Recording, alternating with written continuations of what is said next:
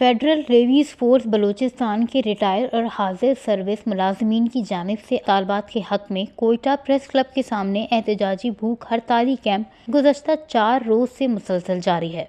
शदीद सर्दी के बावजूद मुलाजमीन का एहतजाज बदस्तूर बरकरार है, जबकि ताहाल हुकूमती सतह पर कोई पेशरफ सामने नहीं आ सकी। एहतजाजी कैंप में मौजूद मुलाजमीन लाल चांद मरी और दीगर ने वश न्यूज़ से गुफ्तगू करते हुए कहा कि ये कैंप का मकसद ये है कि ये पहले लेवीज भर्ती होते, हमारे बाप दादाओं ने ड्यूटी किया।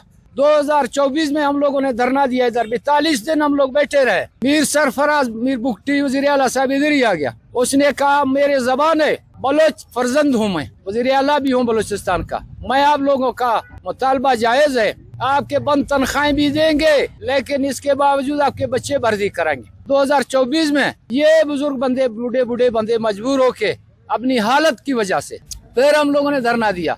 हम लोग अब इसलिए होने के बावजूद असेंबली ने पास किया, कैबिनेट में पास हो गया, जिस दफ्तर की काम थे सब का अभी मुकम्मल है, अभी पता नहीं है कहाँ गया। बलूचिस्तान पे खसूसन जो सिक्योरिटी के एफेक्ट्स कमेटी है या प्लानिंग ये करते हैं मैनेजमेंट सिक्योरिटी हवाले से, उनमें भी इन लेवीज के जो मसाइल है उनको फर्स्ट प्रायोरिटी पे रखे। यही लोग मैनेज कर रहे थे बलूचिस्तान के जो लॉ एनफोर्समेंट के साथ उनके जो हमारे इस सिविल इंतजामिया है, ब्यूरोक्रेसी है, कमिश्नर साहब को आना चाहिए, चीफ सेक्रेटरी साहब को आना चाहिए और इनके मसला आप जो अरबाबी इख्तियार है वो हल किया जाए।